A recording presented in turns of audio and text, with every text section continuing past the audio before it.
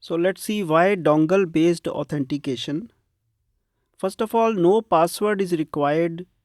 Device ID is the password and user ID.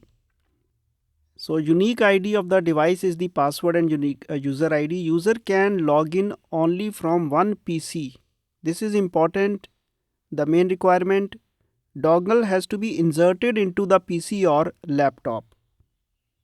These are the main reasons why we need dongle based authentication. So this is the PC that you can see, the USB ports, no login without dongle. So dongle is a dongle like this is inserted into the computer, and the dongle gets registered with the website the first time. When the administrator approves it, immediate login takes place the next time. So let's see how this project works. First of all, let's learn about the dongle, where to get. So a dongle will look like this, or this, or this. These are three different types, but they contain the same IC. They have the USB, that is more important. This electronic side is not used. It is not required for our project. You can leave it unconnected. Not required, not required. You only need the pen drive side. This can be searched on the internet with these. All of them contain FT232 USB UART board. It can be found on the internet. FT232, FT232, and USB FTDI should be there. The company that actually manufactures. I have purchased my own. So you can get them from online stores. So any online store you can get. I have purchased my own dongle, so I am using this one. This is how mine looks. This is my dongle, the USB side. The other side is not required. Leave it unconnected. We only need it. And this is the cable that is connected to my USB on my computer. We have to just insert it. The LED blinks a little bit to indicate that communication has been done. So this is what has to be connected. Now let me show you the code part. Project has already been completed. You can see it in the downloads. This is the project, and this is the welcome page, the page to which the user will be taken on authentication. So a simple page has been created.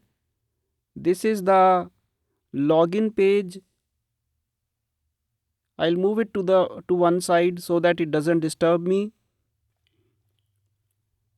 This is the login form. Click to login, and just here we have the JavaScript. We have the JavaScript part. This code is called when the login button is clicked, connected to the login button. Very small code is there. This is very small code. You don't need any code more than this. The form is submitted on this click. The device serial number is posted to the server side.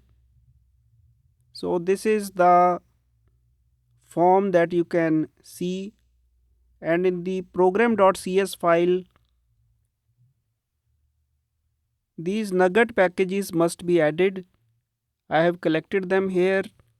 These must be added, and then usual create builder, the database context. I'll come to the models folder in a moment. Then Razor pages have been configured. Authorize page is this. Welcome page is the protected page. The welcome page is the protected page. So it is subject to authorization. And we have then the customer. The database consists of customer and customer ID. This is the USB dongle unique ID. Then there is a is user approved. The administrator will approve the user once he is registered. The administrator pages are collected under areas folder, and this is the page where the list of all customers is shown, visible to the administrator. And very simple code again.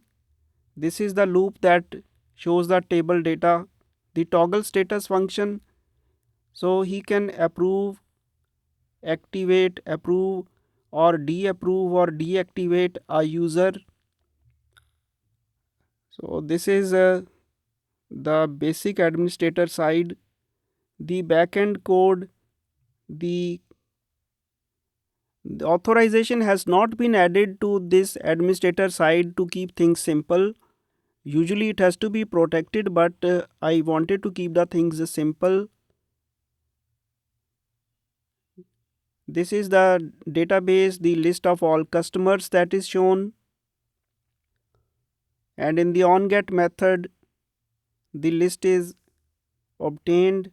Then this is the status toggle button. Find a customer if he's and the toggle the status, save changes and redirect back. Not much code has been shown here. It has been kept simple so that it is easy to understand.